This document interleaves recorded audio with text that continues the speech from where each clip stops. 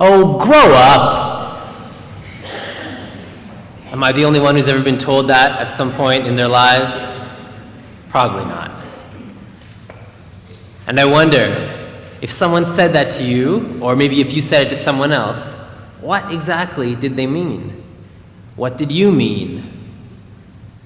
Was it something like, stop horsing around, stop laughing, sit up straight, focus?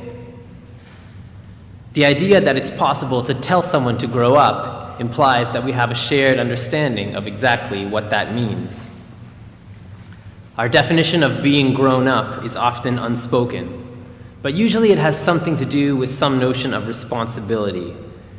But if that's the case, what are we taking responsibility for? My favorite definition of being an adult comes from depth psychologist and wilderness guide Bill Plotkin. He says, an adult is someone who has encountered her soul, retrieved some knowledge of her ultimate place in the world, acquired some practical means for occupying this place among her people, have made a commitment to doing so, and is doing it. Put a different way, when we commit to the tangible expression of our life's purpose, we begin to become adults. This definition doesn't impose what form that should take or how it should be measured. It's about encountering your own soul and maybe the soul of the world, so it's not something that can be assessed by any authority or easily measured and quantified, though it may likely be seen and affirmed by those who really know you. Plotkin's definition has something to do with what's called vocation, which is often used as a synonym for job or career, but actually has a different meaning. It comes from the Latin for voice, as in vocal music, and refers to what life calls you to do, what life calls out of you. So vocation is a synonym for calling, which is also used as a synonym for work or a job, but again, these are by no means necessarily the same thing. When I think of the idea of vocation and calling and how it is and isn't expressed, two divergent images come up for me. One is when I was working at a call center in Montreal a number of years ago. We were calling people and doing telephone surveys on behalf of companies and political parties. The auto dialer would ring until we got someone, and then we would launch into the script and try to cajole the person into doing a 10-minute survey, which was actually at least 20 minutes. And you'd be surprised how many people go for it. Officially, we were not allowed to know who we were doing the surveys on behalf of. It was supposed to be confidential, but it was usually pretty obvious when we had to ask questions like, would you say that you're satisfied with your service at Scotiabank? Geez, I wonder who's paying for this survey. Now, one evening I was sitting at my station, and I noticed to the right of me was a young woman who was studying classical music scores while she waited for the auto dialer to ring. And on the left was a young man who was writing rap lyrics in a notebook while studying the art of spoken word poetry. I looked around the room at the 100 or so people there, mostly young adults in their early and mid-20s, and I thought, what a waste. I wonder what all these people's gifts and dreams are. I'm sure everyone here has gifts that could be helping enrich, heal, and beautify the world, and I'm pretty sure they don't involve calling people and asking, how satisfied are you with your high-speed internet? I only lasted about 2 months at that job, but that image has been my main takeaway. And then I think of my friend Fabien, who lives on his family's farm in Belgium, land that his family has lived and worked on since the 1700s. He put his farming background and his passion for building a sustainable future together and has become one of the leaders in supplying straw bale and other earth-friendly building materials in all of Europe. He put many years of preparation into it and took many risks. And while he's not exactly getting rich, he's getting by and creating a more beautiful world. It seems that some combination of luck, skill, privilege, persistence, vision, and community support is needed to help people flower more or less fully into their life's purpose, and certain stars need to align. There's no formula for finding a way to make a living following your passion, though many self-help books and blogs have promised it, and some of them have probably helped many people. The fact that they're still selling more proves that none of them have yet offered the definitive formula. Even if we can make a living doing our soul work, if we're lucky, we have enough time and energy left over to put into our soul work once we've attended to the day-to-day. But the reality for many people is that our vocation or calling gets put off amid the hustle and bustle of daily living, or that the struggle to survive is so much that the soul work is almost forgotten. Certainly there's no way to put a strict timeline on a person growing into the expression of their soul's gifts. But putting it off indefinitely, or putting it off until retirement, if one is fortunate enough to live that long and have a retirement relatively free of the demands of making a living, is probably not ideal. And as I said last week, speaking about elderhood, I deeply honor the ways that so many people strive to express the stirrings of their soul, even when it's not well supported by their surroundings. And I should say that this is something I continue to wrestle with myself, since this is the stage of life I am in right now. Talking about elderhood, I have the luxury of some distance, and talking about childhood, I'll have the advantage of hindsight. But figuring out how to be a soul-centered adult, giving my gifts to the world while still managing day-to-day life is an ongoing challenge. And while some people might tell me that I'm still young and have plenty of time, and that I fit into the category known as young adult, I feel increasingly with the reality that entering my mid-30s, I'm essentially middle-aged. And maybe it seems like I have it all figured out by embracing a calling in ministry. It's not that simple.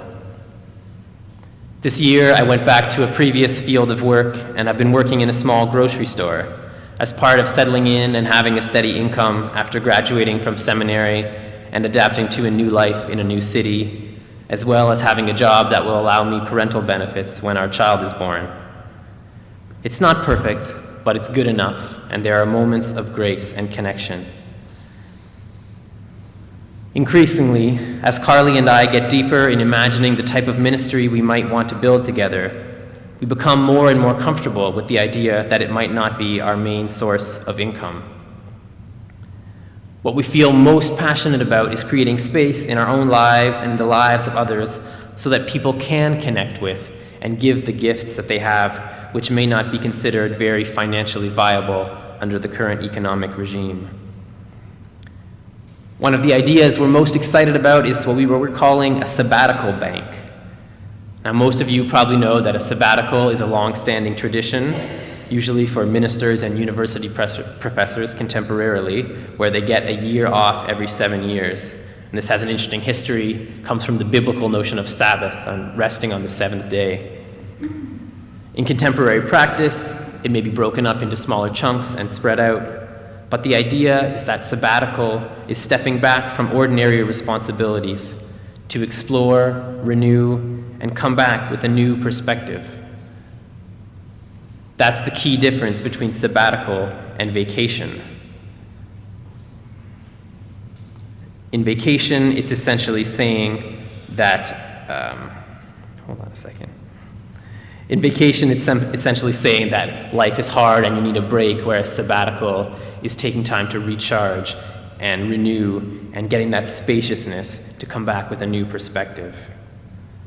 The logic of vacation in our current economic and cultural system is that if your work is draining, catch your breath and come back to doing the same thing, like a boxer taking a timeout and then stepping back in the ring to keep punching it out. A sabbatical is taking the time to ask, do I really want to step back in the ring at all? It's a way of renewing life so that it becomes more fruitful and less of a struggle.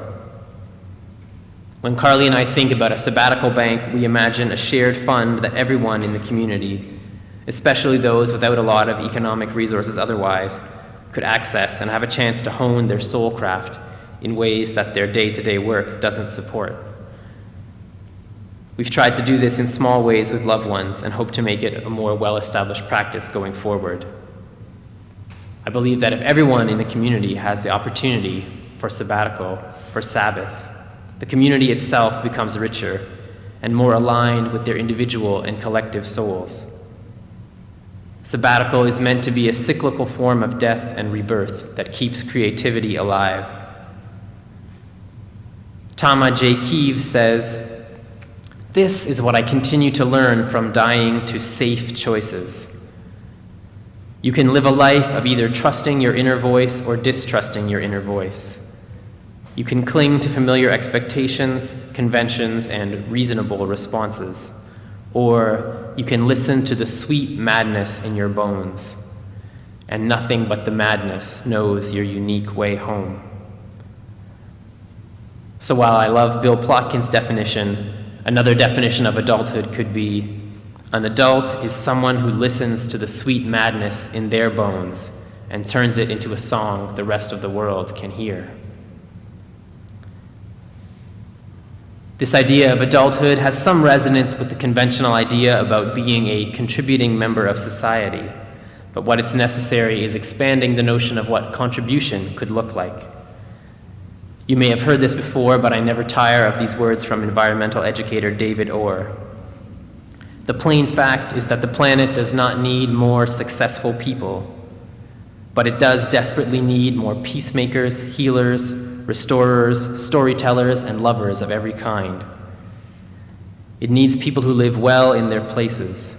It needs people of moral courage willing to join the fight to make the world more habitable and humane, and these qualities have little to do with success as we have defined it.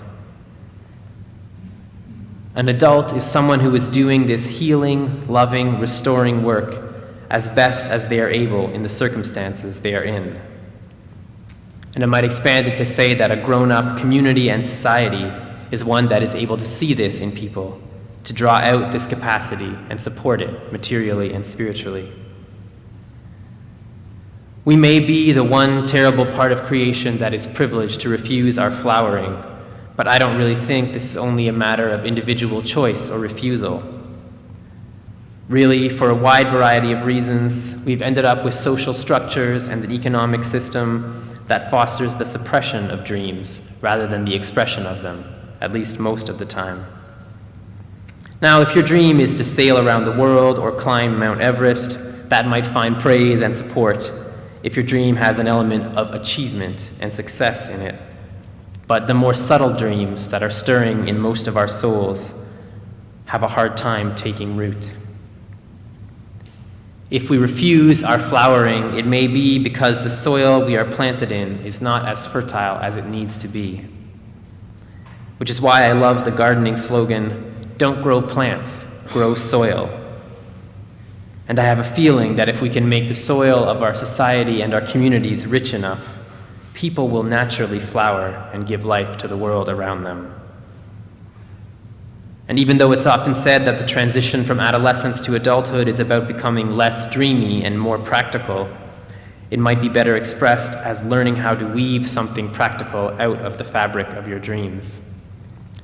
Or as Henry David Thoreau has said, "If you have built castles in the air, your work need not be lost. That is where they should be. Now put the foundations under them." While I believe that each of us has a dream deep in our souls to bring forward and bless each other with, we all need help building that foundation.